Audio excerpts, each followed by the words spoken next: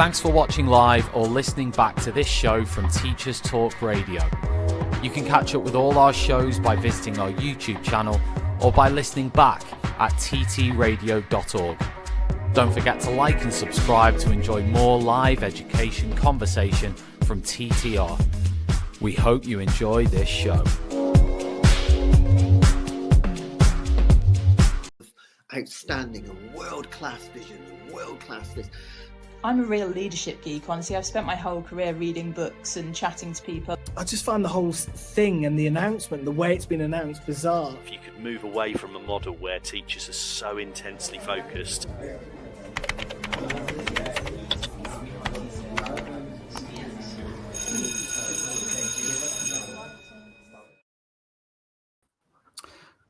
Good evening, everybody. Welcome to Teachers Talk Radio once again. It's me. I'm afraid you're stuck with me for the second night in a row because I know I did a show last night on immigration and St. George's flags and debates in schools, and I'm here again. This time a completely different topic because we're going to be focusing this evening on what I think is another equally important topic, which is about RSHE, the curriculum, how teachers can teach it. The best tools that we have available to do that. It's going to be a really, really interesting conversation. And the show this evening is supported by the Peach Wellness Academy. If you haven't heard of that yet, you are going to be well acquainted with it in the next hour or so as we discuss all these different points about RSHE and how to teach it and how Peach Wellness Academy can help you to do that. And I'm joined by Chris and Suzy Peach. Welcome. Good evening to you both. Thank you. Good evening. Good evening. Thanks for having me. Exciting times. Now, Chris and Suzy, I'm going to let you sort of introduce yourselves first off the bat. Tell us a little bit about you.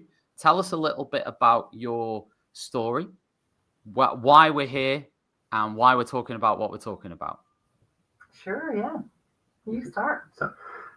We're both doctors, medical doctors. Suzy will talk about her career in a moment. She's as a GP. I'm an occupational health doctor, and I previously had experience in general surgery and emergency medicine. And over the last sort of 3 years, we made inroads into an idea, which actually was Suzy's original idea from many years ago, about improving health literacy in our young people. And that's the sort of taster intro. And part of this came about through frustrations in both of our jobs in our clinic time, dealing with what should be the healthiest demographic or part of our demographic, so young people, coming in with problems or issues which really could have been prevented with better knowledge or understanding about various aspects of their health, whether that be physical, mental or social. And we thought there must be a better way we can do this. And that stimulated us into thinking about how and why and how we might do this. So in our clinic, we can do one-on-ones, and that's great, but we wanted to have a bigger impact and we wanted to prevent these issues so they didn't have to come into our clinic. So we took ourselves out of our medical careers and began to develop and have now are just about to launch the Peach Wellness Academy, or it's Peach Wellness Academy, which is a digital health and wellbeing education platform for schools. And the first product we're launching is for secondary schools, age 11 to 18, but also it can be used by people older than that age. And again, it's designed to address many of these issues that we see in our clinic that were really frustrating for us, and how we could then really help people to manage that themselves, to develop a better understanding, better knowledge, improve their individual health literacy, and therefore make different decisions with regards to health.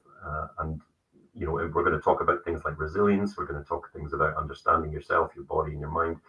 But I think it's good to hand over to Suzy to tell her story. I think you told it. Essentially, I always say that we know this problem very, very well because this is our day jobs. And Peach Wellness Academy was born out of frustration. And what we wanted to do was bring our knowledge as healthcare professionals directly to young people and give everyone collectively a better understanding of their minds and their bodies and the world around them. And we started off kind of thinking we'll go into schools and we'll do that directly. give one-off workshops. And the feedback we got from schools, because we involved young people and teachers very, very early in this process, was, yeah, brilliant. We love it when people do that, but we hate it when they go away again and we don't know what to do once you go away. We don't have anything that we can rely on. So could you create a digital resource? So from day one, we've listened and we have worked alongside schools. We've surveyed thousands of teams and teachers and healthcare professionals and said, what are we missing? What's going on the ground? Because we know what's going on our ground, but what's going on collectively, and just reacted to that, basically. Amazing. I think it's important to mention here, we're obviously going to talk about a lot of the different things that young people present with to you or other healthcare professionals and just in schools in general. That's what we're going to sort of dig into tonight. But I think it's also quite good to point out that you guys, if we're talking about credibility, I can't quite, I mean, you're like, you know, sometimes it's tough sometimes to say, okay, where's your credibility? I think with you two guys, pretty self-explanatory, you know. I hope so. We to back us up though, because you know, especially an A-type like me, I'm forever self-doubting. My background is general practice, but with a heavy influence in paediatric and adolescent health. So it's always been my special area of special interest. Sure. And the bit that I kind of thrive in the most. But in addition to that, we have a team of 30 health and wellbeing experts that we've used to help write, curate, and deliver the content. So it isn't just us. Yeah. And on our website, you can see a list of everyone. So we have, you know, a CAMS psychiatrist, a CAMS clinical psychologist, an educational psychologist, 2 sexual health leads, an obstetrician. Everything you can imagine is there. Just to give it that little bit more, making sure that we really truly are as up to date as possible. I've seen it. It's an impressive list of people on there. It's impressive. And we've tried to make sure we pick people that are quite engaging as well. Yeah, no, sure. I mean, that's important. If a lot of your content is student facing and so on, then I think, but you know, from what I'm seeing, it's absolutely fantastic. So, so anyway, 5 days. Is it 5 days? Till Tuesday. So, Tuesday the 14th. Okay, well, that's exciting. Yeah, 5 days. I know. But are you going to have like a party as well, or I something? think we're probably just going to Collapse. exhaust ourselves. Collapse. Yeah, it's only just started, but we'll collapse before it starts. Yeah. Right.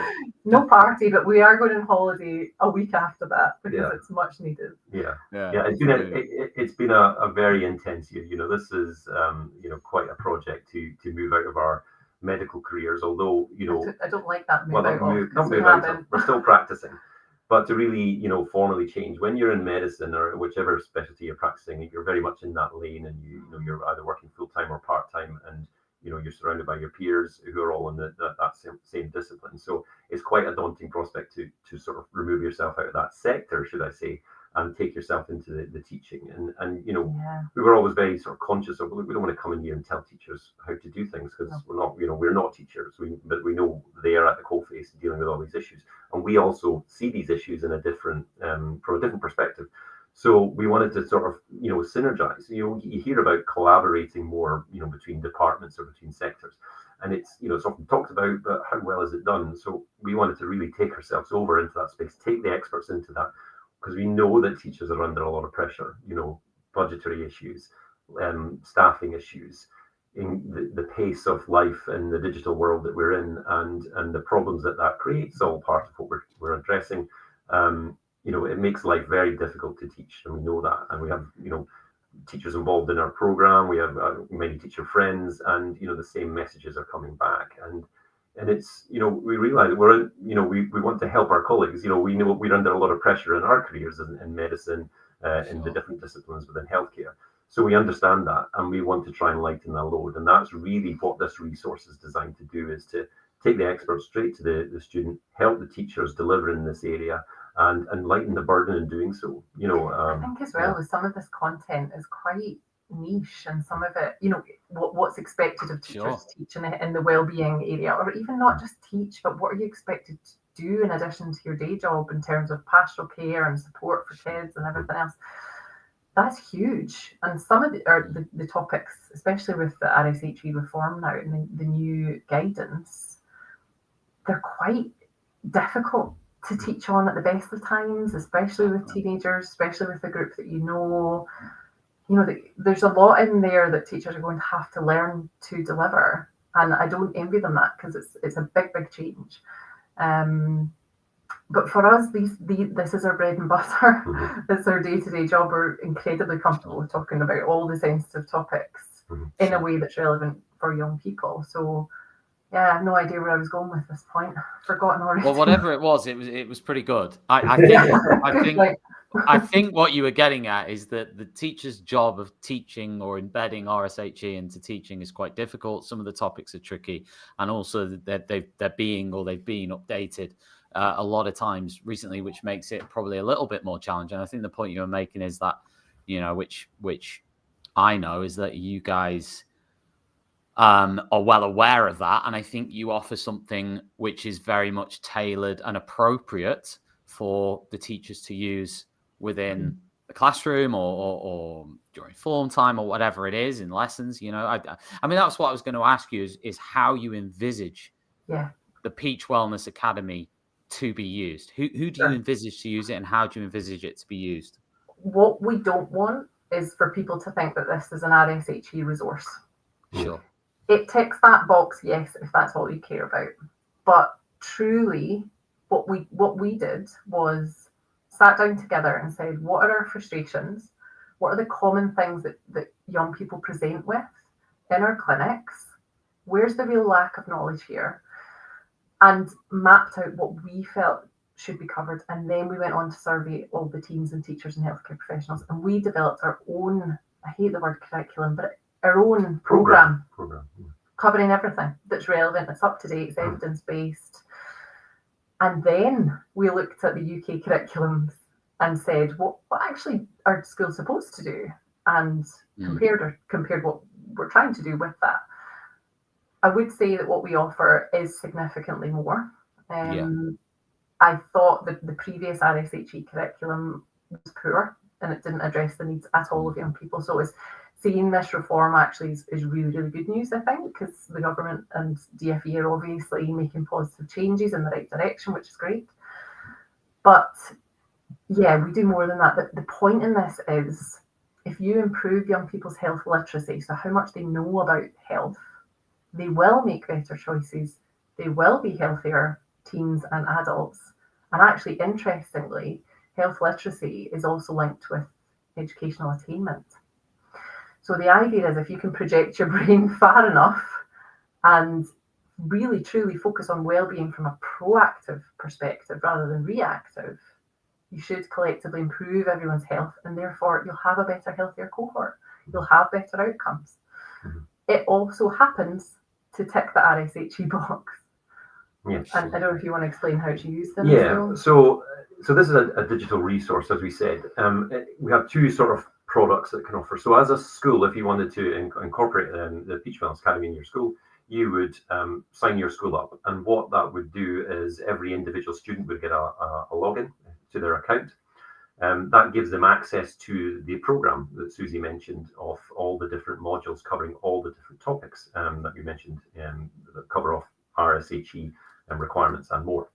And it's not a start and finish program. It's not something you start at this point and you end and you have to work your way through. It's asynchronous, because what we recognize is that everybody develops at different times and has different needs. Even amongst peer groups, different things happen to people at different times. So what we wanted to do is have a flexible program that, when it's relevant to that student, they can go in there and have a look. Now, obviously, they can't jump to the end of things. They have to start, if it's a complex subject, they have to start with the basics and then it moves through. Yeah. But they can move around to the different topics that are, that don't rely on, the previous ones or introductory material.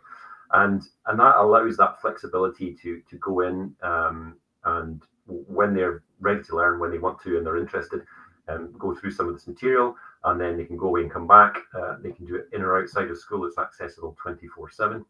What schools also get with this is a number of facilitator logins. So we call them facilitators. That's for teachers who might be involved in pastoral care or in guidance or in teaching RSHE.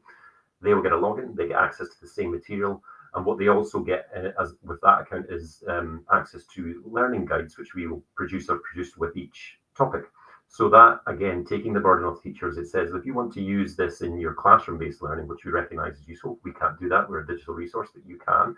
Then here it is, so we're trying to minimize the burden again, so they can just incorporate this in the way in which they see fit. So that might be into their existing programs, or if they have nothing else, then they've got a good stable basis to start with.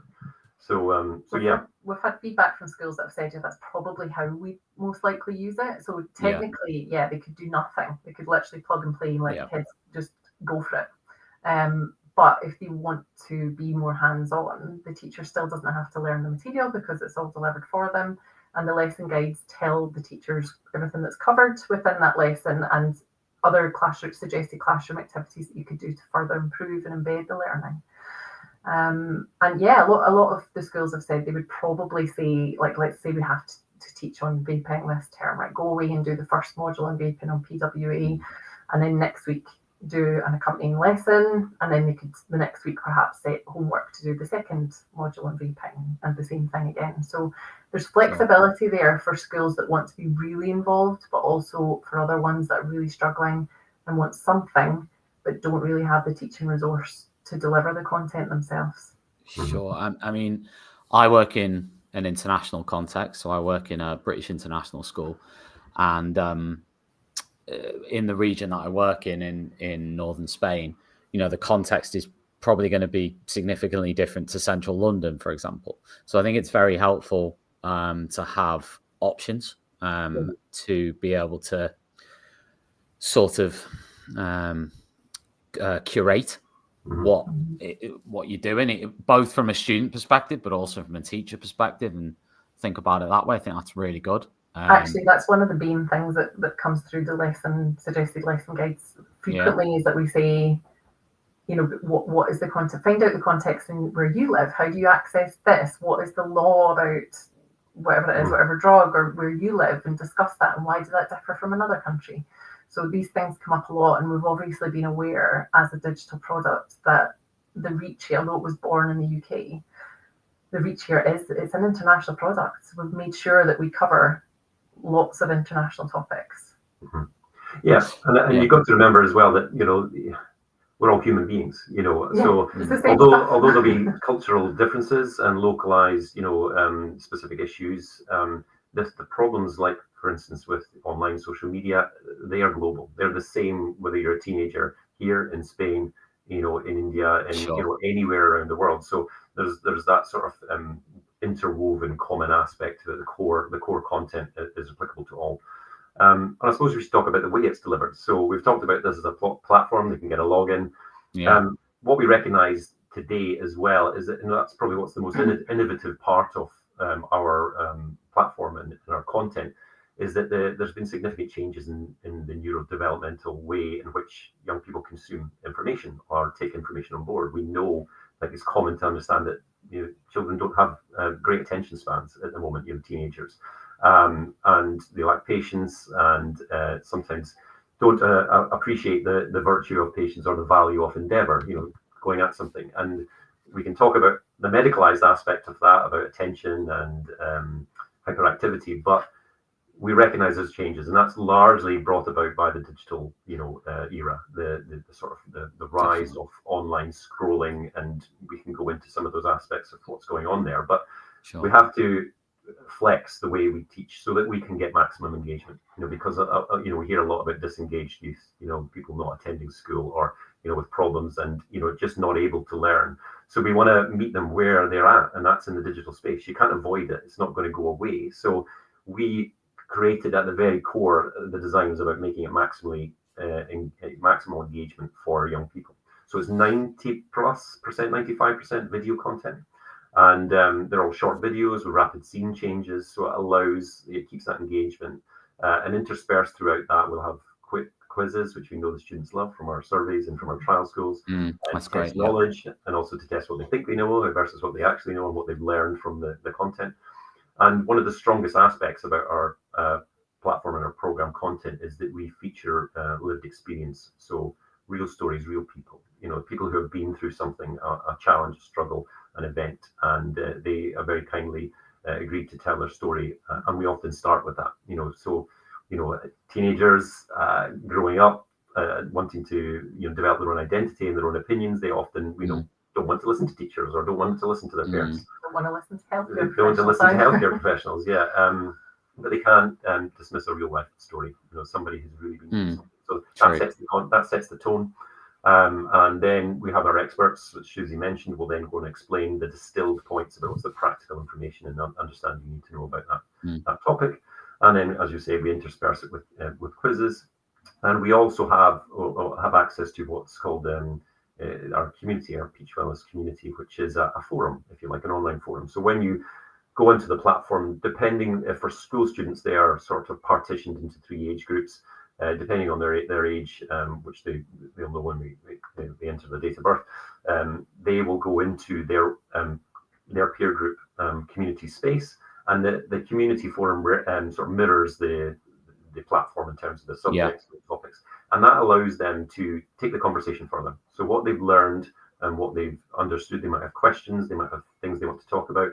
This allows them to talk to anybody within their peer group, globally, internationally, and what we want to do is build this community of conversation about these topics. Because and the teachers, they're all linked up to. So the teachers will go into their own forum as well. So again, from a guidance, sharing best practice, ideas, understanding, and the same for within that forum. Do the teachers get? I mean, within the forum space, is that just for the teachers to chat, or do they have people from your side as well? Like, sort of. No. Just for them. So it's just for them to go in and basically have that sort of peer-to-peer conversation about the challenges, how you're doing, and you could use it to share best practice about how you're teaching these issues or the challenges. And it's we recognize that people in these roles can often still feel isolated and not have other colleagues to talk to. So this is about getting broad perspectives from around the world, different issues, bringing that community together. So it's that collective approach, that whole school approach, where we can all talk about these things, for the students to break down stigmas, to start talking more widely, not just in with what the pals are saying about such and such, or what's been passed down from from their cousins or whoever. This is about broadening that conversation. So a really powerful aspect to sort of reinforce learning, to get different perspectives, and hopefully promote more engagement in that space. Because if we collectively bring up everybody's knowledge or health literacy, but then we're going to get on better. We're going to understand each other a bit better. We're going to be less judgmental, and we're going to be in a better position to understand our bodies, our minds, make different health decisions that that really benefit us and make us therefore in a better position to learn. So that's the whole point, is to try and generally improve the basics. You'll have heard of things like Maslow's hierarchy of needs. We address things like that. Let's get these basics, this foundational knowledge right, so that you can work from a foundation of facts rather than hearsay or misinformation, which we know is prolific. Some sort of crazy reel on TikTok that has no context. Yeah. Brilliant. Well, listen, talking of health, I get a lot of stick in school from my fellow teachers and also from my fellow Teachers Talk Radio hosts, because, and this is the perfect opportunity for me to ask you this, I drink a heck of a lot of these. Okay. And to be honest, it's my vice, and it always has been. So I thought before we actually kick off with the serious stuff, I thought I would ask you guys, because you've got all the expertise to answer these questions. Because I've asked ChatGPT, I've asked I've been into Reddit. I've asked Reddit for advice on this. Is this killing Tom Rogers, or is it making him stronger? Oh, right. I potentially both. Yeah. So the thing it's not going to be making me stronger, but I was hoping you were going to say it's not making you stronger, but it's also not killing you. You said both. Brilliant. Has Coke Zero got? It's Coke Zero, right? It's Coke Zero. I mean, has it got caffeine? No. So I'll tell you the ingredients to this. I think it still has the caffeine worries me. No, it has got caffeine. I think it's basically it takes out it replaces. I mean, essentially, it replaces the sugar with flavors and sweeteners and whatever. And there's still caffeine in it, but obviously Coke Zero is supposed to have zero sugar. Coke Diet, I think Coke Light has a bit of, I don't know. Anyway, who knows? Who knows? caffeine levels are quite low in it. I've done a lot of research on this because I wanted to know if it was killing me or not. Yeah. So If we apparently, break it down by ingredient, right? I don't know if you're going to want to hear this or not, because I don't know how biased your Reddit reading has been. But okay. The stuff I read, I must admit, I took all the stuff that was going to make me feel better as a human being. Yeah, exactly.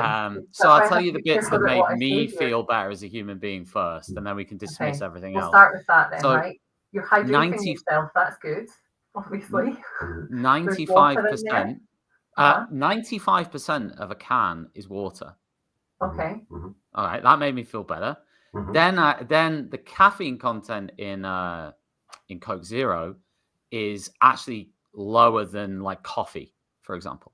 Okay. Right. The bit that worries me is the additives and the flavorings and the sweeteners. The caffeine content, I think you'd have to drink like a Coke Zero, something like 3 Coke Zeros is 1 Starbucks coffee in terms of caffeine content. So the caffeine content isn't actually hugely significant.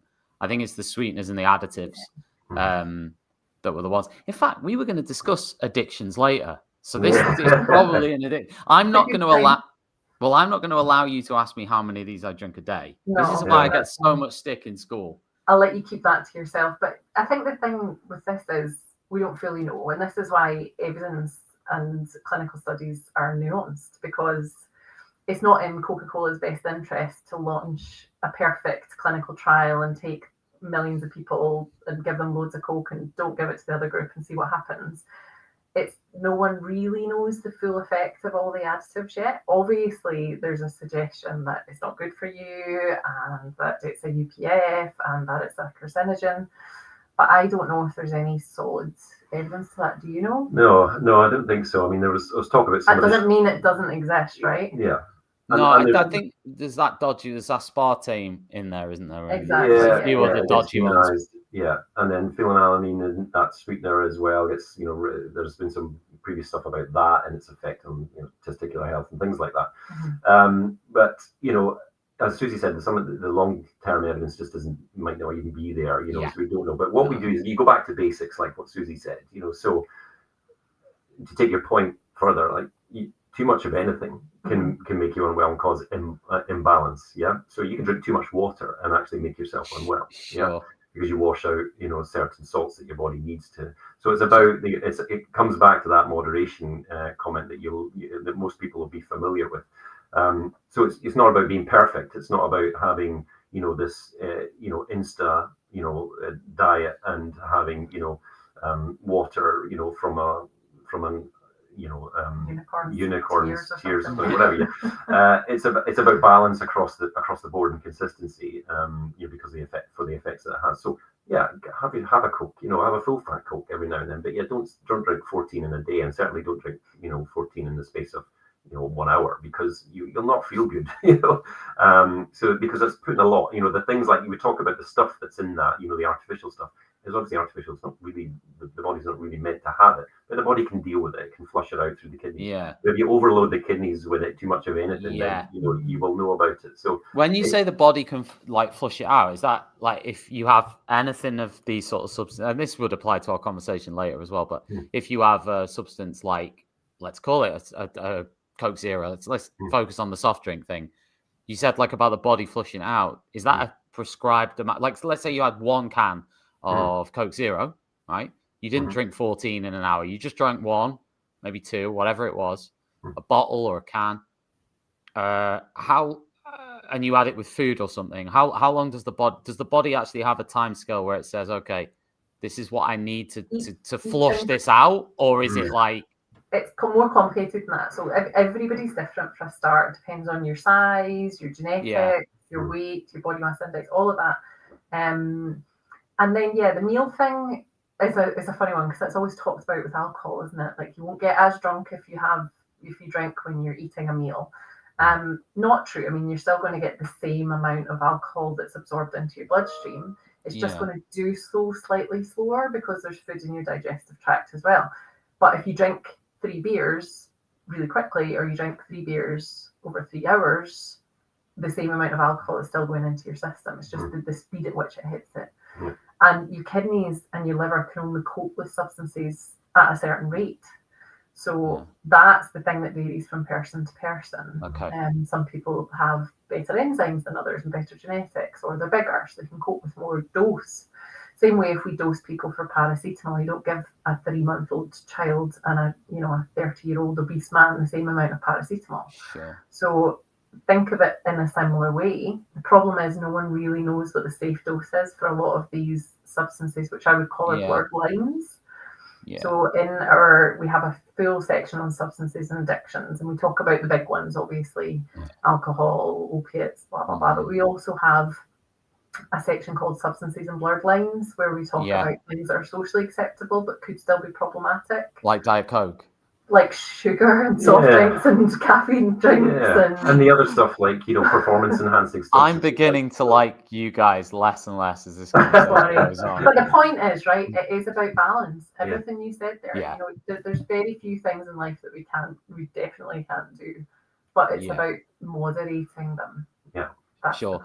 Can I do a few more teacher well-being style questions, which I think would be interesting to our teacher viewers? So the second one is, obviously teachers find it difficult to stay healthy because of the lifestyles they lead. I'm sure like GPs as well. So I do the whole intermittent fasting thing. At the moment, I've been experimenting with it for the last couple of months. I've been doing, how many? I think 14 hours. So I think the normal one would be 8 p.m. to midday. So sometimes I'm doing 6 p.m. to 10 a.m. I wondered if you knew anything about that, whether that's a good thing, whether it really is that great, or whether it's just like one of those TikTok-y things where everyone's like, hey, it's amazing. It's been going for a while. It's got some reasonable evidence behind it from what I can tell. I mean, obviously the idea is you're eating for less of the time in 24 hours, so therefore overall your calorific intake is less. And I don't know if I'm talking too much. You go on about that. No, that's okay. And that's a fair These were quick fire. Don't worry. These were quick fire ones. Well, there's also an aspect about changing the body's metabolism because of that. So you're stimulating the body to maybe make use of stores that it already has. So to use more of its stores. So to help lose weight. So that's part of it. So there's a volume going in reduction, which Suzy mentioned, and then there's a changing of the body's metabolism to try and stimulate it to use more of its stores. So therefore lose weight or use its own your stored calorific content. So there's aspects of that to play into it, but there's also the practical aspects that are associated with it. So you mentioned this is about teachers and their day-to-day. You want to be on it like any professional. When you get up in the day, you want to be able to face your day in the best possible optimal state. Yeah.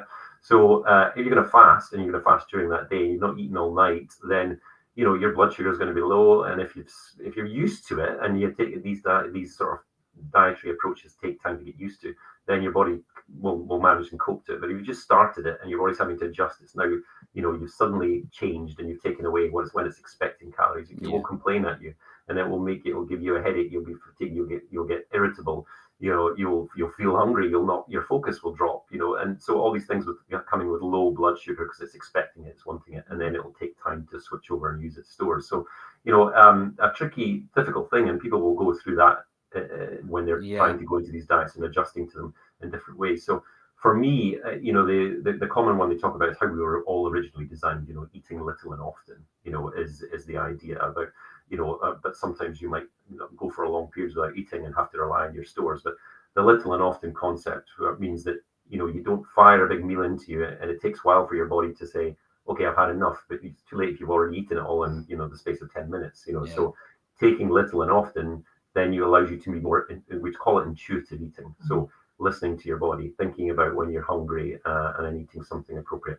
And then obviously going back to balance, that's not eating a little bite of my Mars bar every 10 minutes. It's about having that balanced diet. Going into school, you might have varying resources there. You might have a good canteen. You might have to take your own food. You have to prep that the night before. So there's all the practical stuff that come with it. Which is hard to do intuitive eating with unless you're in a really good routine with food, isn't it? Because you can't be like, oh, actually now I'm quite hungry for some whatever, but I don't have them with me. Do you know what? While we're talking about the whole health and sort of eating and fasting and general wellness, I know this features quite a bit in Peach Wellness Academy in terms of sort of wellness culture.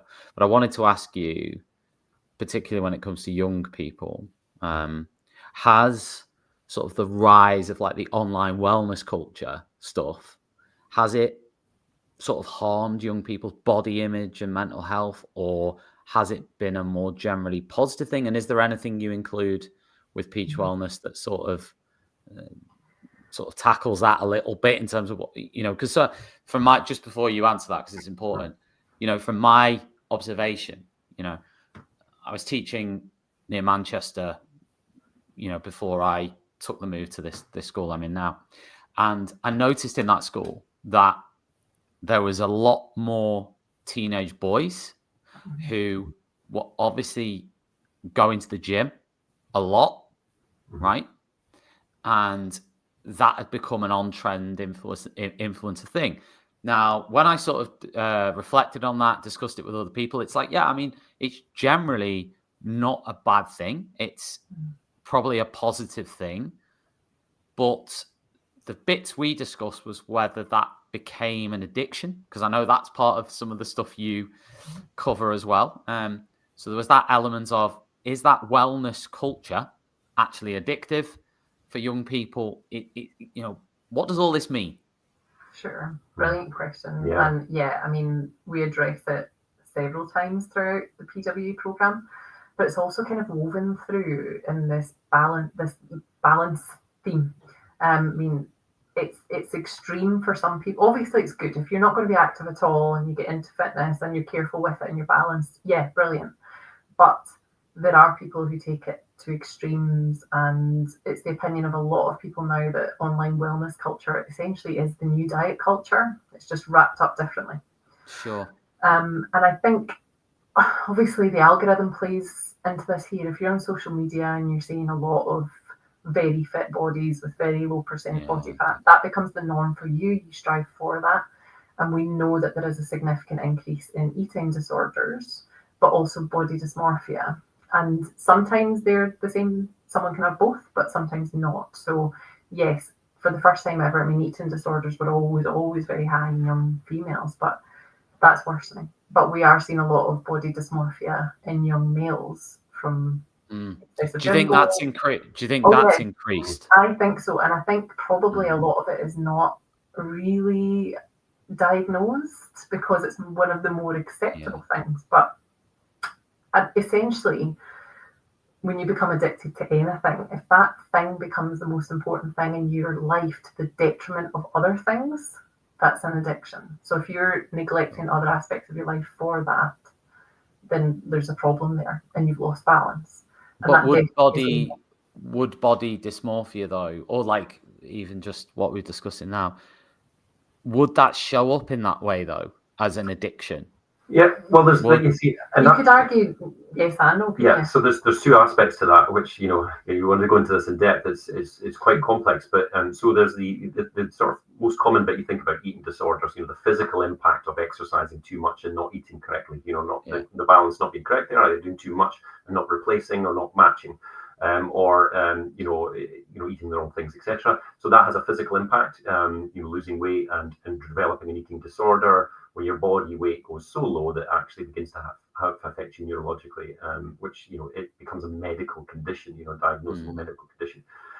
But there's also the sort of subclinical, as Suzy mentioned, aspect to this. So this pervasive cultural, and trend, development, which is, do this. Someone puts out a good idea, some beautiful influencer puts out an idea that carbohydrates are bad, don't eat them, just eat protein. And it's like, it's a ridiculous notion, but people take that on, and then come to harm for that. I've heard a similar story, like you mentioned, a boys rugby group quite locally. They're just cutting out carbs, and then expecting to go in and perform a high level in rugby without any energy, and no stores, it's just going to be miserable, and you're going to feel awful, and you're not at that key stage in your life when the rate of growth is huge. You need all the right things. You need more of all of the right things. If you're cutting something out, you're potentially going to impact on your development, your organic development. We don't stop growing, and the bones in our body don't stop growing until at least 18. But developmentally, our brain goes on to 25, isn't it? So so there's that bit. But there's also the behavioural bit we just talked about there. So you're going and doing this. Suzy mentioned this.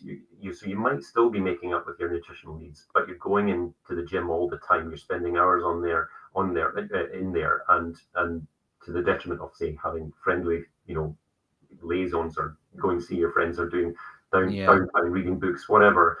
It's a bit like gaming to the extreme, hiding away in your room. You're doing something so much that you're neglecting other areas of your life, and you might. I think the difference. Sorry to cut in there. I was just going to say the difference between that is I think the gaming thing was happening when I was a kid. The gaming thing was like a 90s thing. I mean, I played loads of games. I wasn't addicted, but I played N64, Football Manager. I used to, I'd sit there for a whole weekend playing Football Manager. GoldenEye on the N64 4-player would just be, I mean, that was the only other thing I'd say. It was all in, when you played multiplayer, it was all in person. So my mates would come around. It was all in person. It wasn't online because that didn't exist. It was literally in the, you take over the living room. Your parents would have to go and make dinner somewhere else because you're everywhere playing N64 with 4 players. Well, so I tripping over the leads. If you'll allow me, Tom, I'll tell you. This is the story I give as to part of the reason why we're in this. And Suzy's going to sigh because I like to tell the story because it kind of frames a problem. It's not perfect, but it does frame it. So, see, before you do that, because you'll remember that story, can I wrap up the wellness thing? All right, go for it. Right.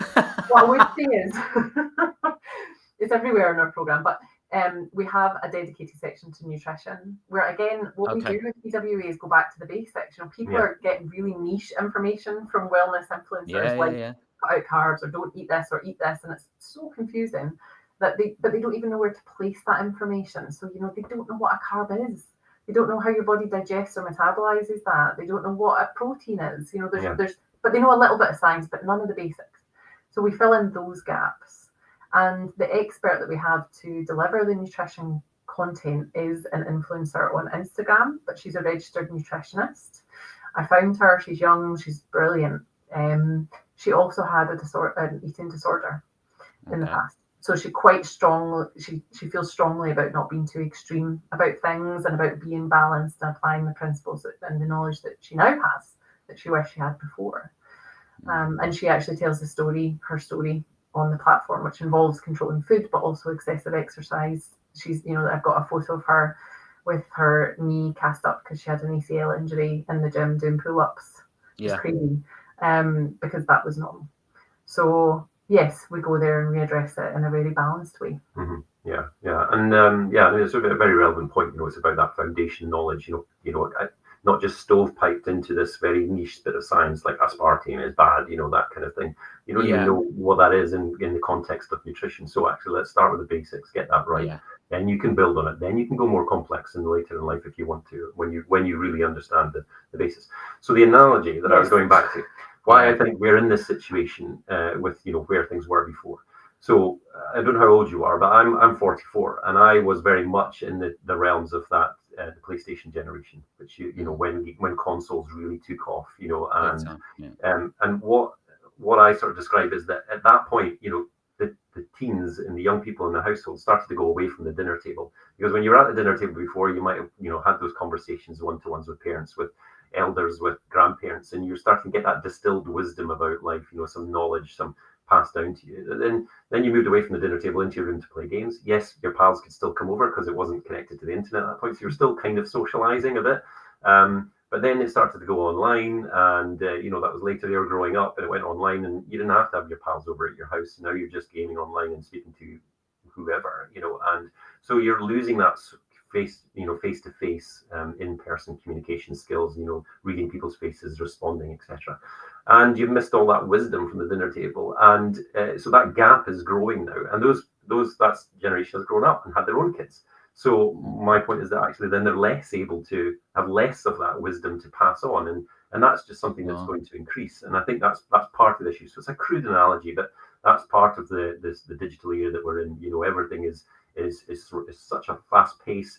We are ill-equipped now to even if we're tech savvy, to understand what our young people are going through, because the pace of change is so great and continues.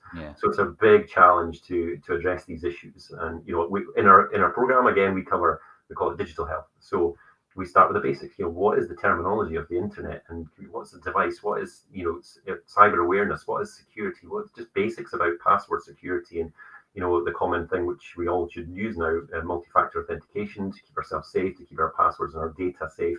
So we start really basic and then move into these explanations, and then we go on to talk about online behavior, your digital footprint, what information you upload and can be manipulated, exploited, and once it's up there, it's up there, and we move through that into cyberbullying. We talk about how to recognize harmful behavior online and what to do about it. So we go through all of that, and right through to the addictions, gaming, gambling, online, so everything in our program, what we want people to realize and see naturally is that everything's interconnected. So yes, in that cyber health module, you'll see gaming and gambling and aspect, but you'll also see in addictions, and it's not, we're not just our mental health, we're not just our body, we're our social connections, we're all of that, and it's something we use a lot in the sort of holistic medicine world called, that we refer to as called the biopsychosocial model of health, where all these areas overlap and contribute to what makes us who we are. So yeah, really, really important. And as you're saying about connecting, I think the next bit sort of connects nicely into what you were saying, which is on sleep, which I thought was quite a good segue from the whole wellness thing. I mean, again, hate to make this all about me, but let's do it. Anyway. I'm enjoying this. Okay. But so I've mentioned my addiction to Coke Zero / Diet Coke. I never drink full fat Coke, by the way. Part of my addiction is that I'm very specific about, I can't have Pepsi and I can't have full fat Coca-Cola. It has to be the Diet Coke. I don't have Coke Light because Coke Light tastes different to Diet Coke. Okay. So I have specifically, you've got to have some enjoyment. Specifically Coke Zero or Diet Coke. Diet Coke is not available in the continent, so it has to be Coke Zero. Probably better because Diet Coke is quite high in caffeine. Yeah. Well, possibly, yeah. So anyway, it's not, none of it's good. You told me I was going to die, Suzy, at the start of the show, which was a great start. What I did want to touch on was the sleep thing, because I obviously, living in Spain, they go to bed later anyway, right? There's like kids running around in parks at like midnight. Right? It's mad. But and it's nice, there's no hassle or anything like that. But the culture is very, very different. So probably, I probably am getting sleep-wise maybe 6 to 7 hours, maybe, right? Now, obviously, we know that teenagers naturally tend to stay up later. I know part of your program, you focus on sleep and the young mind and all that sort of stuff. So, I suppose there's a two-part question. Is my 6 to 7 hours sleep bad? Because I've read things about the whole 8-hour sleep thing being a myth. I think that was the BBC covered that fairly recently, saying that's just a myth. And it's obviously I always talk to the kids in school about Thatcher and how she used to do 4 hours sleep a night, and she was at her desk at like 5 a.m. then going to bed at what? Not healthy, but yeah, that's insane. I don't have. And also I've talked about at the other end. I always talk about like Churchill, like staying up till like 2 a.m. and sleeping in with like a cocktail and a cigar till like 12 midday the following day or whatever, and people were coming in saying, Winston, we've got a war on here. But equally, I was wondering, so for sleep, what is the story then? How does poor sleep affect learning or mood or emotional regulation? Let me bring it back to you, Tom. Please do. Please do. I mean, I couldn't get, it's tough to get a GP appointment, so this is really helpful. How do you feel? Because we're off doing other stuff now. That's the problem, right? How do you feel on your 6 or 7 hours of sleep? Do you know what? I feel generally okay. I think sometimes I'm hitting a bit of a wall. Sometimes I'll have a power nap for like maybe half an hour. I mean, sometimes I struggle with that. I'm a person who suffers from anxiety. So if I sometimes I just can't have a power nap because my brain is just full of rubbish, even if I try to. But sometimes I can, and that helps. But generally speaking, not too bad. Certainly 7 hours, I'm more or less okay. Yeah. I mean, the 8 hours thing, I think you're right, is a myth. Every person needs different amounts of sleep. But it's about, again, coming back to your intuition. How do you actually feel? Do you feel rested in the morning? Do you feel like you've had enough sleep?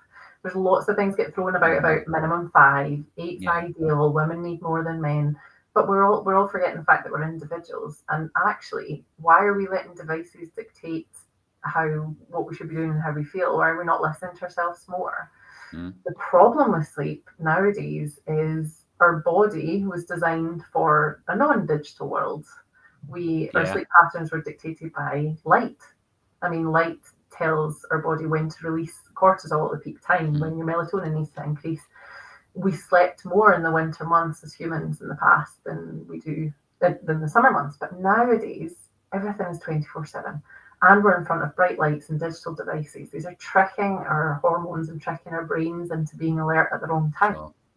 So our circadian rhythm and the nice pattern, which should be a peak of cortisol in the morning that tapers down at night time, makes you feel sleepy.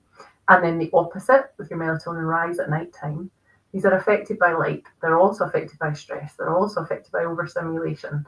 So it's very difficult as humans to tune into our natural circadian rhythms. It's why, if someone goes away on a camping trip in nature and they're like, oh, yeah, I was sleeping on the floor and it was uncomfortable, but I had the best sleep. And then they wake up refreshed because they're waking up naturally with the light. So I don't know if that answers your question, but it gives you a little bit of the science of sleep. Yeah. And actually, the point is we need to just pay more attention to our bodies and try and reduce the unnatural world and bring in more natural stuff. Funnily enough, though, I have noticed probably over the years, I mean, I'm coming up to my 20th year of teaching now. Probably over the years, I have noticed more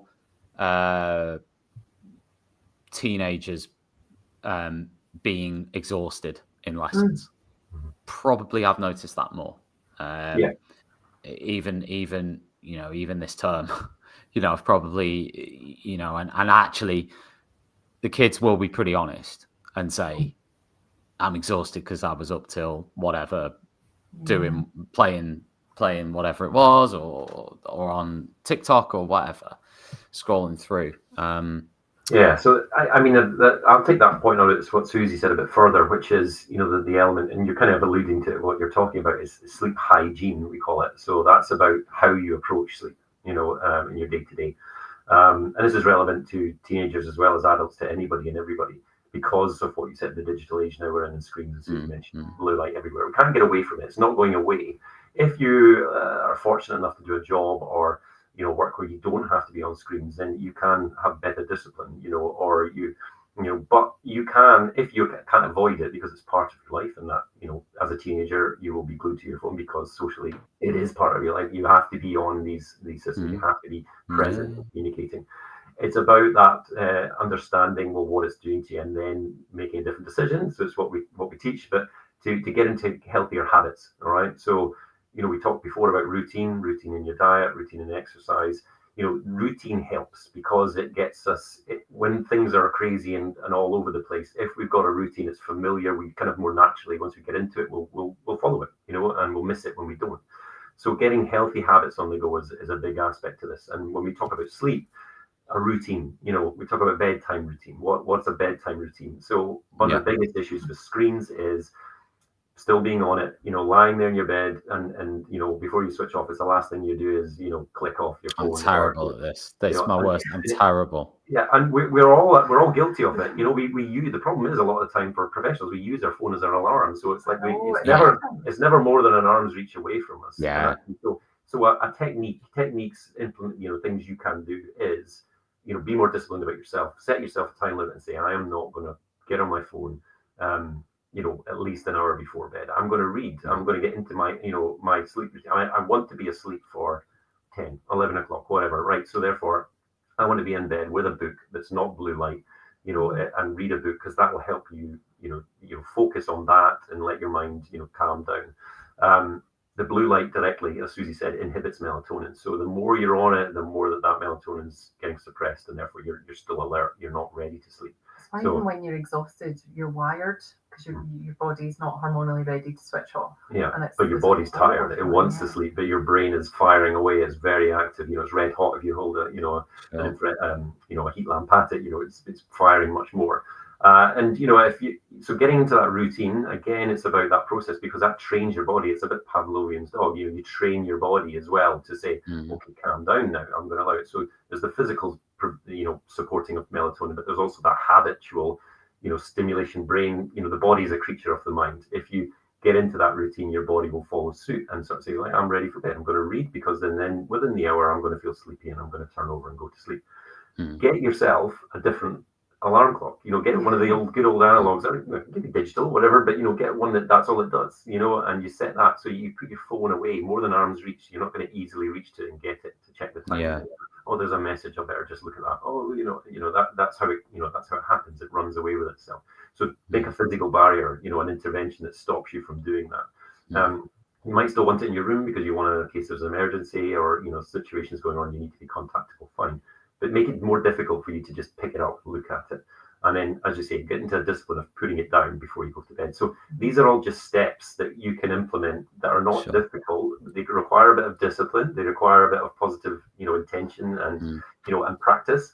But when you get into a habit, they say, isn't it, around sort of 2 to 3 weeks of doing something, it's more likely you'll be able to maintain but it. I think with the sleep thing, like, if you've had that problem for a long time, it doesn't fix itself overnight because your hormones are still all over the place. So it does take sometimes a month or so to just get those hormones to regulate. And there's other small things you can do, like making sure your environment is dark before you go to bed. Your bedroom's really dark. You're in a dim lighting, and in the morning, expose yourself to natural light, even if it's cloudy. Natural light in the morning is what helps your cortisol peak at the right time. So there's all these tips, and these things we tailor for young people because you're right, their body clock's different. They're meant to stay up later and sleep later. But the point with teens is you can't just say don't scroll on your phone in bed because they don't care. But if you tell them all the science behind it and you show them the graphs, you show them what happens when they use blue light too late at night, then they're more likely to make a better decision because it's an informed choice. Yeah, sure. No, I know what this is like because I can sleep for Britain. Honestly, what am I like? I'm like the world's best sleeper. But my sleep right now is horrendous because we're launching in 5 days. So every evening, the kids go to their beds. It's 7:30, and then we're on the devices because you can't get me around them. So we're doing evening work, and it's my sleep is, even though I'm exhausted, I can't get to sleep, and it's shockingly bad, and that is why. Probably a bit of stress as well. Yeah, so it's an approach to it, because then what we're talking about then is what does that lead to as well for you? There's other aspects about diet and stress and other life activities, the quality of your sleep. So let's say 4 hours of quality good sleep, uninterrupted, getting into deep REM sleep is better than say 6 hours of crap sleep where you're. Is it better? Is that better? Absolutely. You want to get into those deep cycles. That's when your body actually repairs and rests properly. Neurologically as well, and it allows at that time to do all that proper sort of sorting of information, long-term memories, etc. The other thing that sleep does, long-term memories, sorting of information, but also emotional regulation. So that's why you feel on edge and unable to cope, and yet therefore unable to learn. It's everything that sleep does.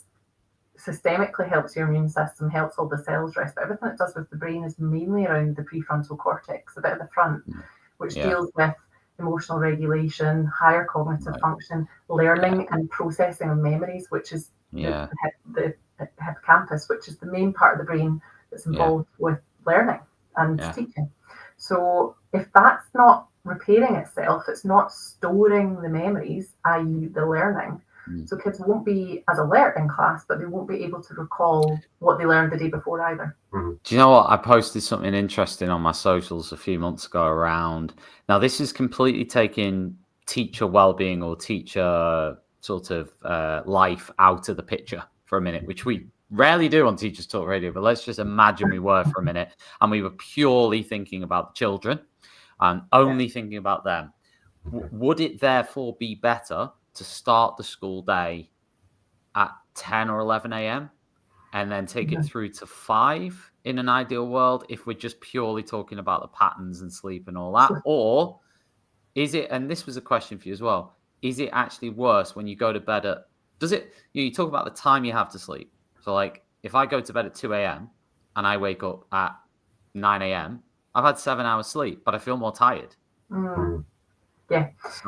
So that'll be your hormones that are doing that. But so generally speaking, they always say sleep before midnight is better. You get into a deeper sleep easier, and it's because of the peak of cortisol should be around 10 or 11 a.m.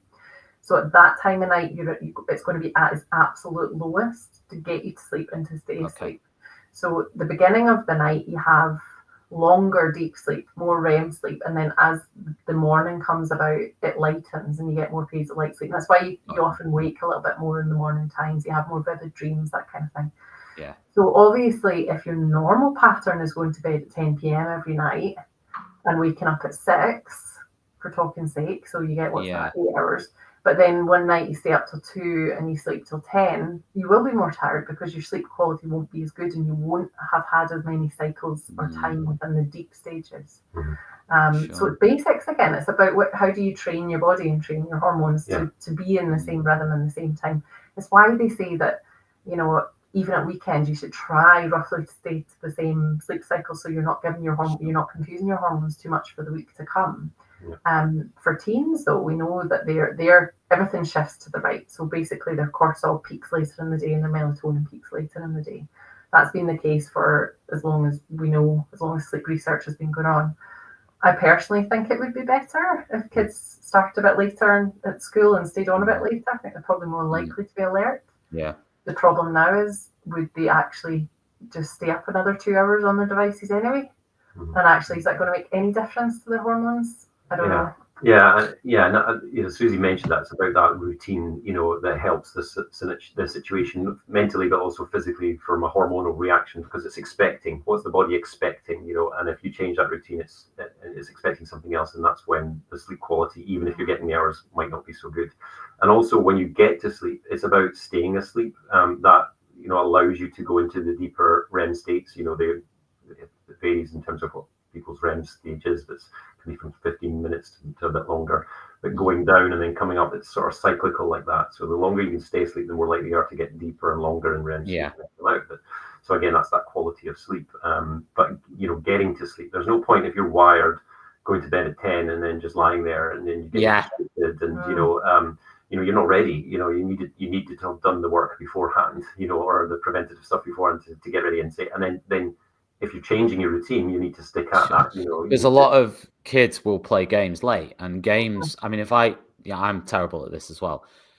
Sometimes if I play a game late and then try to go to sleep, I can't go to sleep because my brain's absolutely wired. It's thinking about the game. It's also wired for fight or flight a bit, isn't it? I've got a massive game coming up against, Yep.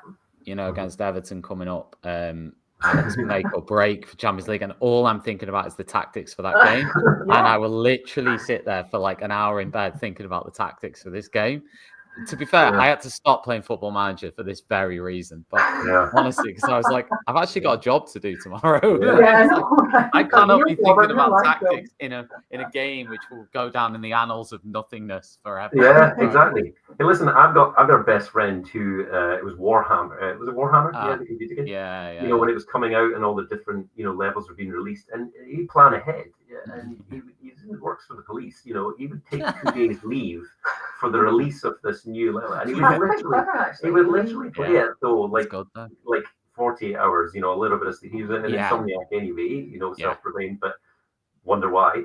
And he would do that just to because he was addicted to the dopamine hit of playing this game. And it's an addiction. It's the same process. It's the same issue, and it was to the detriment of all other aspects of his life. Although he did support himself professionally by taking leave to do it, how well was he going to be going back to being a police officer immediately after that? He would feel terrible. He might have learned some new tactics. He might have learned some new tactics. I don't know. And you can argue about socializing with people online, but it's not quality relationships. It's not face to face, having laughs, talking stuff. So back to that imbalance thing, isn't it? The themes are obvious. They keep coming back in, and I think that's a really important aspect we teach the program is what we want to come through, because the world is complex. It seems on the surface getting more complex, but actually we are still simple beings in the sense of our needs. So if we can listen and start to look inwards a bit rather than being completely on receive all the time, then we can start to say, right, what do I need? Rather than what I think I should be doing or should have, or what I should think I should believe. Well, actually start listening to my body and my brain and my thoughts and my feelings, and then make different decisions, in all aspects, whether that's just about your health and maintenance or about what you do, or what relationships you have. So, that's a really important point. It's a funny one that I see in clinic all the time, like the sleep thing, I can't sleep, or I'm waking up every day at 3 a.m.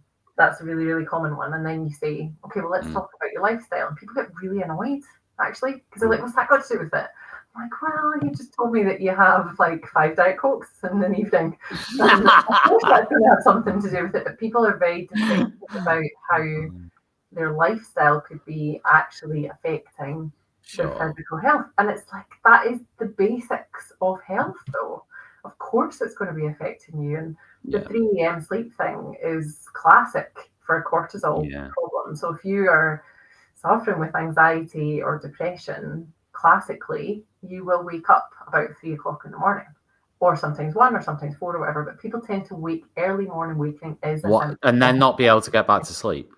Really struggle to get back to sleep. Yeah, that's them for the day because they've had a cortisol peak at the wrong time, and then it's crept back up at night time at that time in the morning. But is that because they've gone to bed early, or just because the cortisol? No, just because they're stressed or they're low. Yeah. And so their body is reacting to that. If you're anxious about something's going on in your life, or you're stimulating, my body being a creature that you're stimulating the body to produce more of those awake, fight or flight hormones, and the cortisol that's naturally been twisted by your different disruptive patterns. So it's like that cocktail of things that contribute to this the situation that feeds itself, and that which makes sense because if we were under threat physically, you don't want to be sleeping for 12 hours in a deep sleep. So so you sleep light, not as good, and wake up, and then you start thinking about the thing because you're awake, because it's dominant, it's front and center of your mind. It was the last thing you thought about before you went to sleep, and then it pops into your head again. So there's these all. It's not just one thing; it's all these things that contribute, and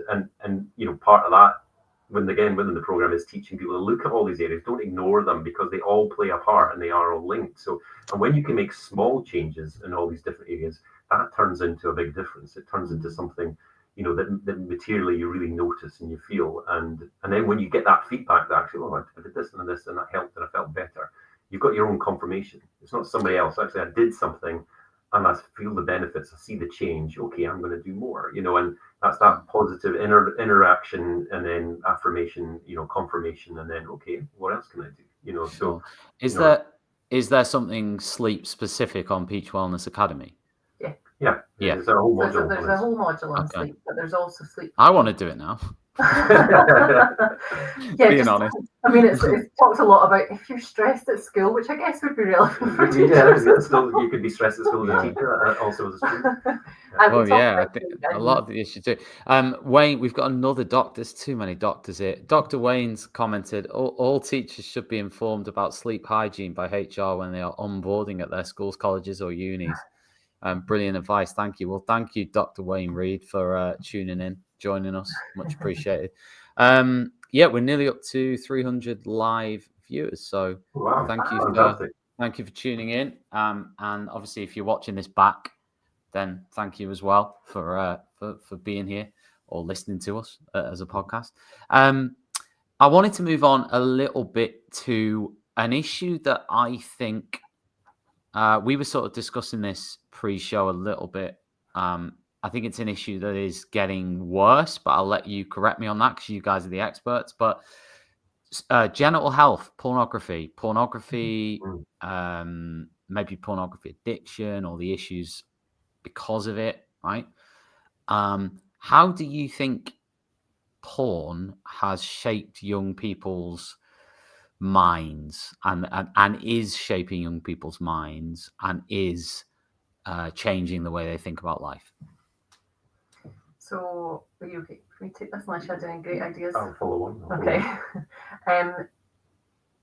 A lot of young people are exposed to porn before they have any personal sexual experience now. And it's because it's so accessible. Even with the change and rules and laws recently, it's still very, very accessible. And porn is a distorted view on normal sexual practice. The majority of porn is quite extreme, and they can escalate. So the addiction thing comes in here. When you have an addiction to anything, you build a tolerance. You start to need more of the thing to get the same hit. And that happens with porn. And often it's either more frequent porn use or it's more extreme content.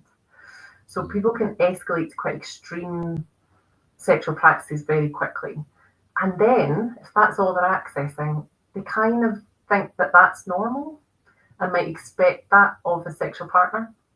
So the big thing in the sexual health community just now is that a lot of young people's first sexual experience is actually with anal sex rather than anything else, because it's safe, you won't fall pregnant, and it's what's expected, it's what's done in pornography.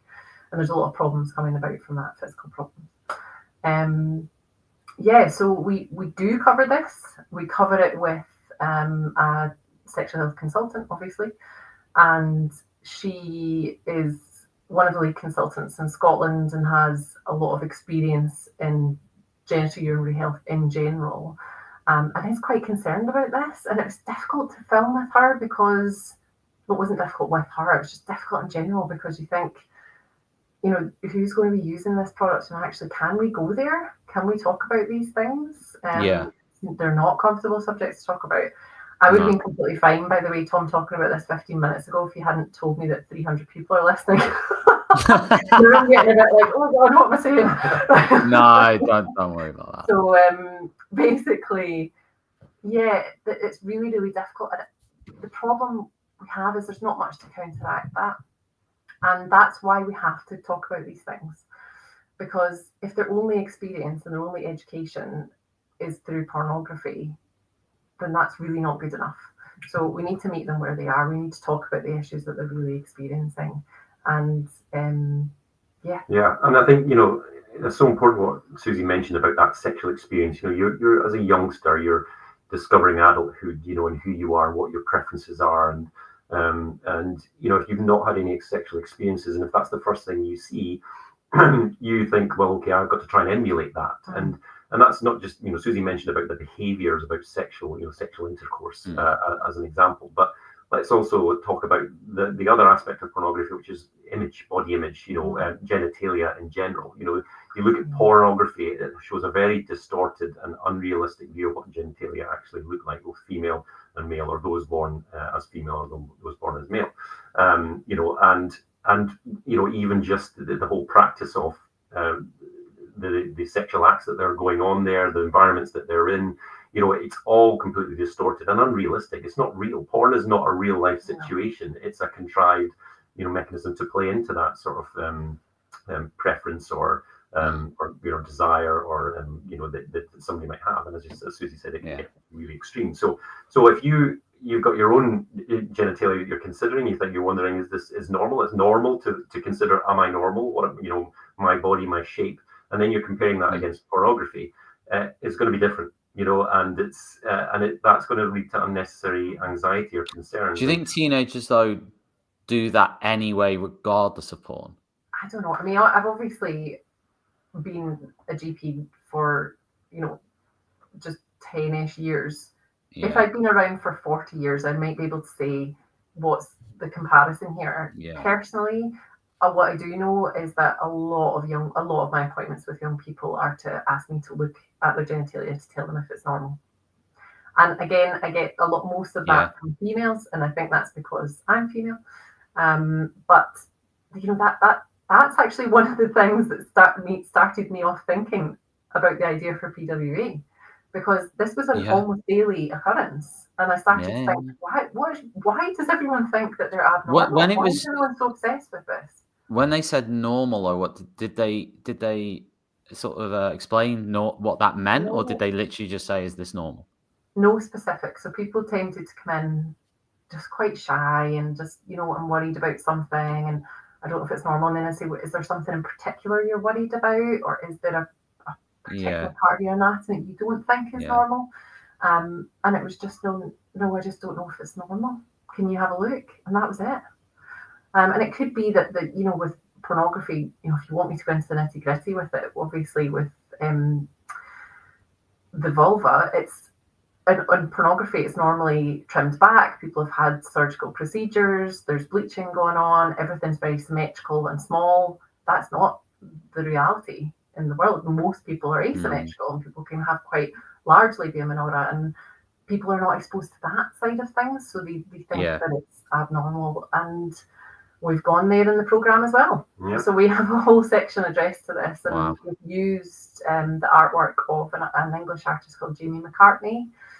He plaster casted, was it 500 women? It was I a think so, lot I of think women. Anyway, Yeah. plaster casted all their vulvas and put them on a Yeah. wall and called it the Great Wall of Vagina.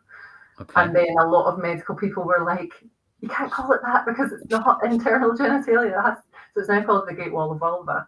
And it's Okay. a really good resource that a lot of GPs and sexual health doctors use. Yeah. And like frequently, in that consultation, I'll then examine a young person, get them to sit down, and I'll bring it up on the computer and I'll show them all the normal, because it just helps them feel better. Yeah. And it's not pornographic. Yeah. It's just real anatomy. Yeah. So it's okay to use in that respect. Yeah. He did go on to do castings of penises as well, didn't he? Yeah. And that's what penises that are just in a normal state are also erect. So again, Yeah. showing the variety, showing the difference, and it's, these are traditionally taboo subjects, that people are very uncomfortable talking about, especially, in our British culture, which is, obviously what we speak from our experience. Other cultures less so, it's normal to talk about sex from a young age and early age. Yeah. So part of that is our culture and where we've come from. And then they were just twisted and distorted by this access to this, distorted, disproportionate information and pornography. So it's no wonder that people are so confused and left feeling, am I abnormal? Am I different? When in fact, variety is what's normal, and and it's not. And pornography is not normal. It's not a variation of normal. It has been curated. It has been brought about either surgically or a lot of cosmetic activity and aesthetics to make it look that way, because it's about pleasing to the eye, or what they think is pleasing to the eye. And we know that beauty is in the eye of the beholder. It's about celebrating difference and variety and saying this is normal. And if you again start from that foundation, it's one less worry to worry about. I've got normal genitalia. Yeah, I don't have to worry about that in school. I can go worry about all the other things. And if we can just give the right information to people at the earliest stage, that they can absorb it. And that's a big aspect of why we went there. We know that if we don't, and we don't give them the right information, they're going to go online, they're going to find it. So we from my early point said, no, we need to be able to give this to the youngest, most appropriate age, that they can understand and comprehend it, because they're going to start getting stuff anyway.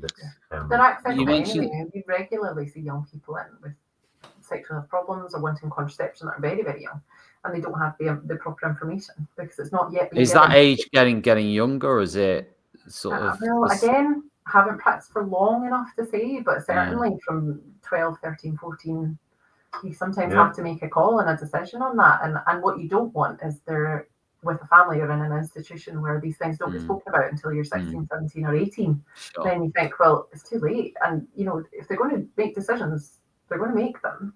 So they might as well make better decisions by being better informed. The other thing with pornography, as you were chatting there, that popped into my head was the consent issue.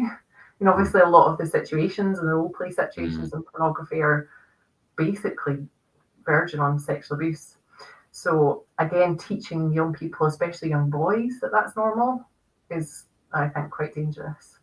Yeah. Sure. And I think you talked about is this problem getting worse? Well, in my practice as an occupational health doctor, although I've been practicing same time, I see an older group of the demographic. So I see apprentices as young as 16, and then everything after that in the professional age population. And I see people coming to me, and they're not just young, but in their 20s, 30s, and 40s, still with, skewed ideas about their bodies, about health, that have just, that despite all this information age we're in, those ideas that were probably acquired or ingrained young still pervade. They still have those myths, those urban myths passed down by somebody about something. And we've all had silly stories told to us, and we remember and recount them. And some of them probably not for the show, but it just demonstrates that these can persist into their adult life and therefore affect people's lives, and affect their quality of life because of erroneous information, simply wrong or twisted or distorted or out of context information. So it touches on everything. We could talk about this in any aspect of health, where the internet, the access to information is good points. Don't get me wrong. I'm not demonizing it. It's definitely not. It's a good thing. It's helped us to be more efficient. But there's so much out there that the young teenager, who is trying to develop their own identity and opinions, it's just even more difficult because it's just so much and what's right, what's wrong, what's fact, what's incorrect. And that's the difference between disinformation and misinformation. Disinformation is deliberate. It's just somebody's got their own agenda that they're trying to put deliberately incorrect information in. Whereas misinformation, you can have a lot of people who think and genuinely believe that what they're saying is correct, but it might not be, or they've got one fact but they're using it in a completely incorrect way or out of context, and it's still confusing. We mentioned that niche ideas about science straight into the one concept without considering the basics. So it's really, I don't envy being a teenager. We've got young kids. Our kids are 3 and 5. Just started school this year. Our oldest boy, and the world that they're going to inherit is going to look even more different than what it is now. Yeah, it's interesting. I mean, my gut feeling says it's harder and it's more challenging and it's more complex. But then again, probably every generation since about 1900 has probably said the same thing. I mean, you think about like the guys who my sort of grandmother's generation, sort of the post World War II, sort of I don't know, the nuclear age, all these different things where people have probably thought the world's going to hell. And it might have been in a way, but it wasn't relative to other times in the past. So it may be changing, but then on the flip side, it does feel different. Definitely to my generation. I'm 40, so I feel as though it definitely is. I think different from if you were to speak to someone probably from, again, I can't speak for these people, but probably from like, I don't know, from sort of from the 50s all the way through to say the year 2010, that 60-year period, 1960, let's say, to 2010, maybe 2005, 2010, you feel as though like that era, yes, there were changes, but the changes we're seeing now are way more dramatic. It's stuff that's way more invasive into people's lives. Right? I think that's the thing. Like when you, as a young person, when we were all growing up, even if you were bullied at school, for example, it stayed at school. But if you have social media, you have a phone, it's following you home, it's in your safe place. You're consuming information at a time when your guard is down, be it bullying or just misinformation online. It's very hard to find your own truths and your own opinions through all of this. And we've heavily involved teachers in the development of everything we've done. Yeah. And the message that keeps coming through here is that I've heard a lot of teachers say, young people, they're just not resilient these days. They're just not resilient enough. And I get it. Like I also thought the same, to be honest. But I've changed my opinion on that. And my opinion is that they are living in a very different world and they have to be very resilient in a different way. So yeah, we would be out in the streets dodging the odd car. We'd be better at playing Kirby. We'd have a bit of a rough and a tumble. Somebody wouldn't have been fed that day by their family, whatever it was.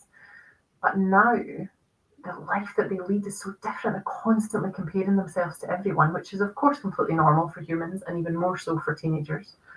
But our brains were only made to compare ourselves to a handful of people in our lives. They weren't made to instantly have access and compare ourselves to millions of people online. We didn't have access to the same amount of bad news that we have these days. I'm not saying it wasn't going on, and I'm not saying that being ignorant is a good thing. Yeah. But young people are having to filter a lot more internally. And I also think the more devices they have, the less true time they have for physical socializing and interaction, developing those key skills that are really, really important to make you who you are when you have a developing brain. And a device is taking over their prefrontal cortex and affecting the way that their brain actually develops and works. So I don't think that they're less resilient. I think they're resilient in a different way, which perhaps means that they're ill-equipped for some aspects of adult life. But I don't think we should try and point the finger of blame and say that, it's an issue with their generation or whatever. Just trust them more, give them more information, let them make those decisions, let them make their own mistakes more. We've never spoken about this tonight, Tom, but the way that we structure the Peach Wellness Academy program is in 3 themes or triads of themes.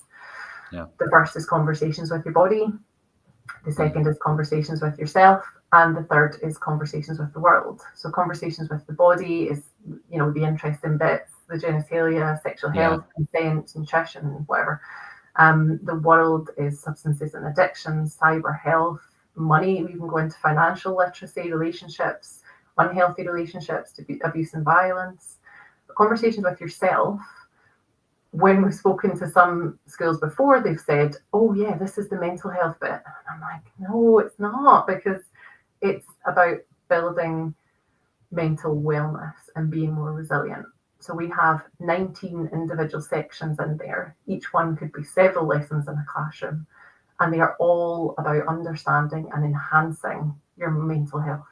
We've completely moved away from trying to focus on problems and diagnoses and things that is too far gone. We've gone right back to basics. What are your thoughts? What does your brain do? How do you process emotion? How are your thoughts linked to your behaviours and your actions? We take them back to that stuff. There's a whole section there on resilience, for example, how you can better and improve your resilience with accompanying activity sheets. So the focus is really, really on.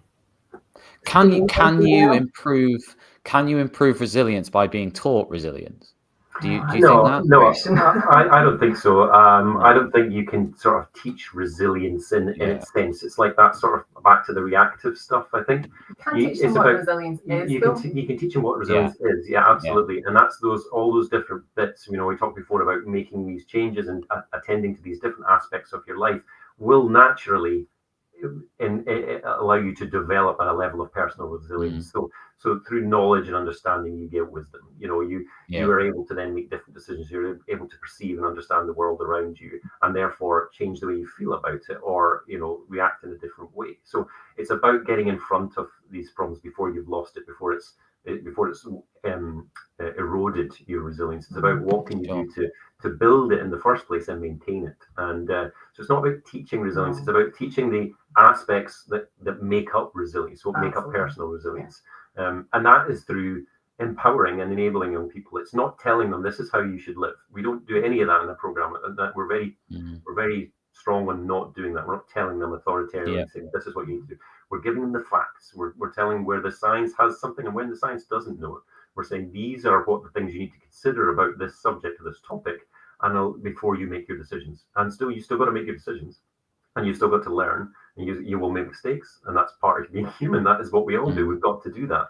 But if we can start from that factual, robust, and reliable start point, then you're going to be able to build on that instead of going down rabbit holes of misinformation and getting yourself twisted in knots and confused and in trouble. Yeah, it's an interesting link in here, but the sort of this idea of normal emotions versus diagnosis, which I think has become a really key issue in schools, actually. I think that a lot of schools in maybe a well-meaning way are sort of going down the road of this person is suffering from, anxiety, depression, whatever, when, again, I hate to be that person who's like, when I was 15, but it is relevant in this conversation. When I was a teenager, all right, there was many times when I felt sad, sort of maybe a bit lonely, maybe a bit anxious, maybe a bit, oh my God, I just really don't want to do this. I'm hating today, whatever those feelings are. Usually they would pass, right? But they were there, like 100%,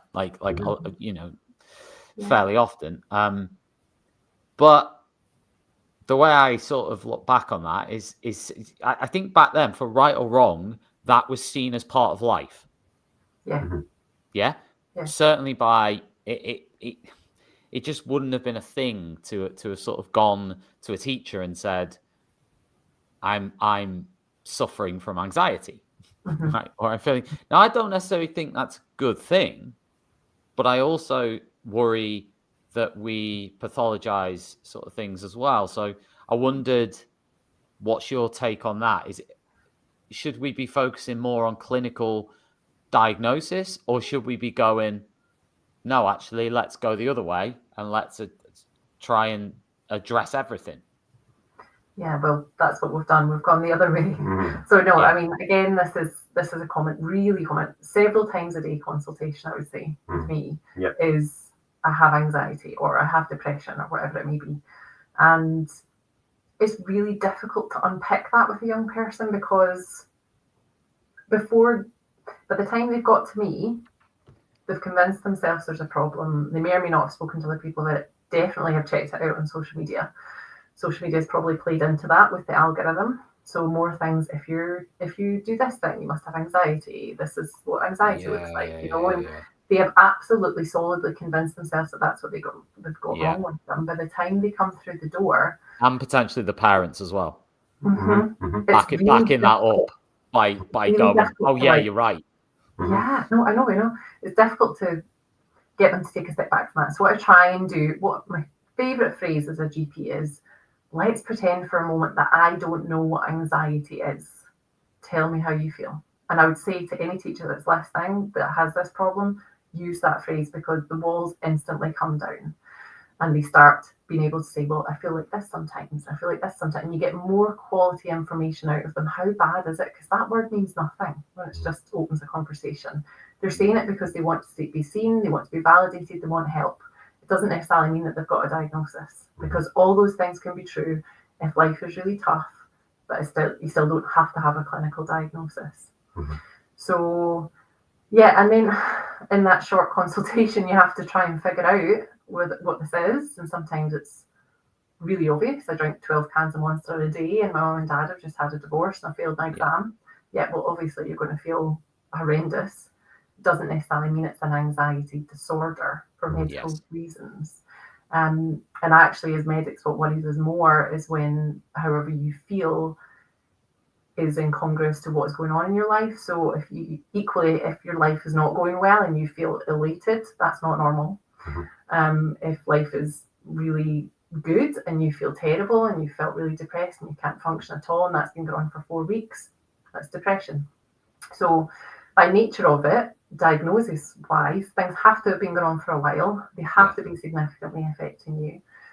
And most of what we see is not that. And it's things that we just want people to not panic so much and not label themselves so much. And yes, those real problems are there and they are happening. But if you have the right toolkit and you can improve and work on every single day, work on your mental well-being, some of that can be prevented. Some of it can, and you have to ride the storm, but if you have the right toolkit to know how to ride the storm, it'll be a little bit easier. And that's really why we've focused so much on that. And that's one thing I would say about this new RSHE curriculum, actually, is the mental well-being section is heavily focused on resilience and, feeling low. It's okay, it's normal to feel low when bad things happen.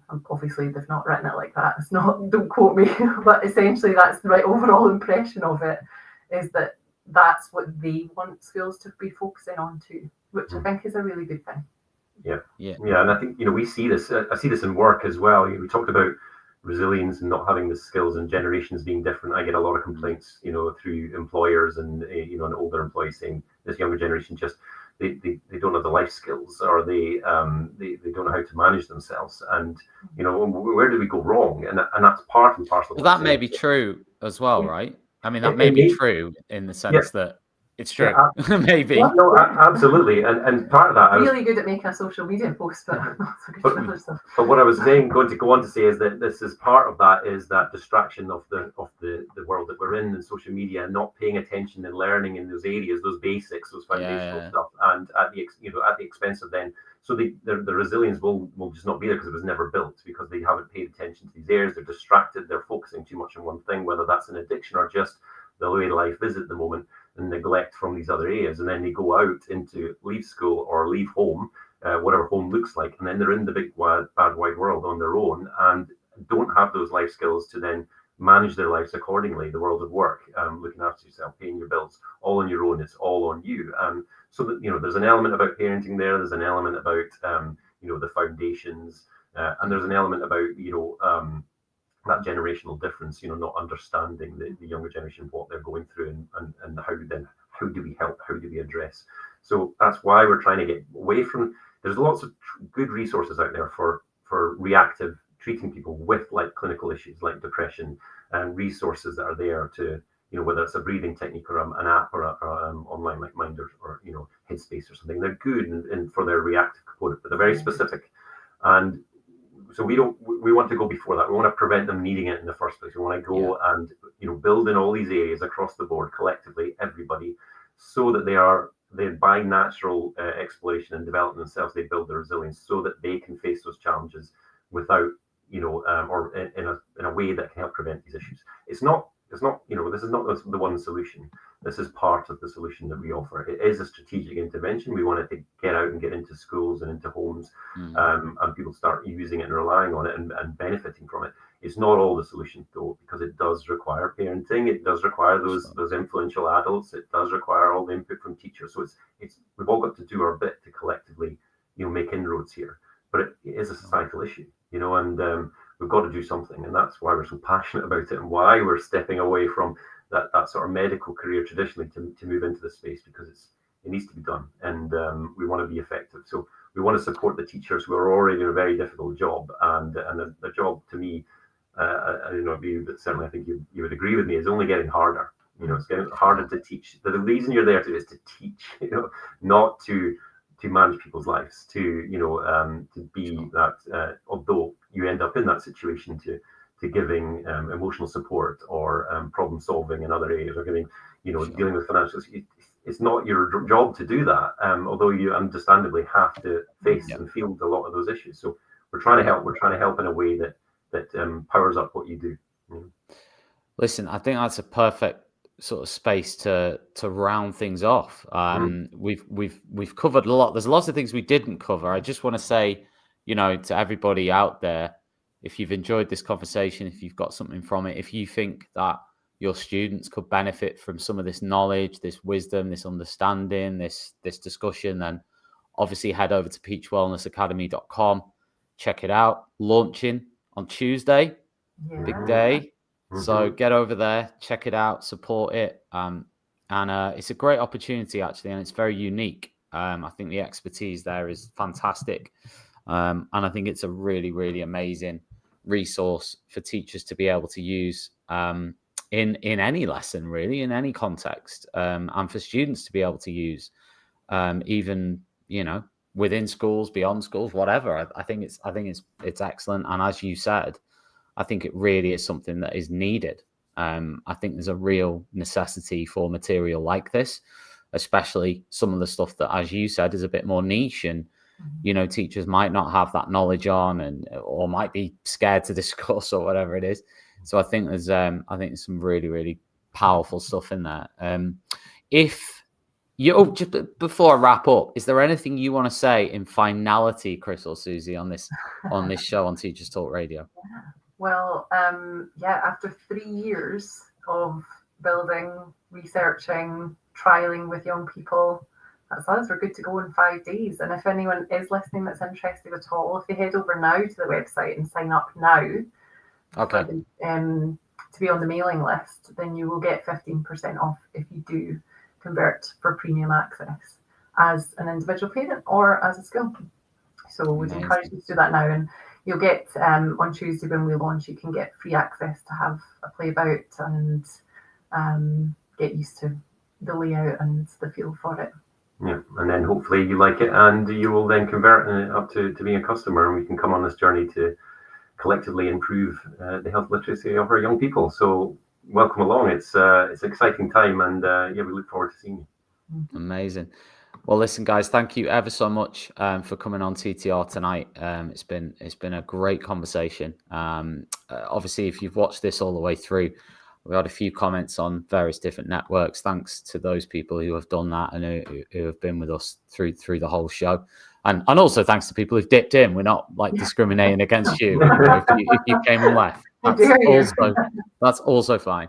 But yeah, if you want to access this, obviously we'll have it out there as a podcast. If you've just joined in the last 5 minutes or something, then we've been trying to document our journey as you know, as a couple and a startup and everything on our social media channels too. So if anyone's interested in any of that, Definitely. Where's that? Wait, is that through the website or is that through you can LinkedIn do or it is through that? the website, or you can also search for us on LinkedIn, X, YouTube Shorts, TikTok, Instagram, and Facebook. Yeah, we're everywhere. All of the above. Brilliant. It's good to be everywhere. Guys, thank you so much. We'll be, I'm sure, talking about this on shows to come in various capacities. So good luck with everything for Tuesday. And yeah, we'll be in touch. Thanks very much, Chris and Suzy. Thank you so much. Thanks very much, Tom. Thanks everyone for listening. See you later, guys. Outstanding and world-class vision and world-class this. I'm a real leadership geek, honestly. I've spent my whole career reading books and chatting to people. I just find the whole thing and the announcement, the way it's been announced, bizarre. If you could move away from a model where teachers are so intensely focused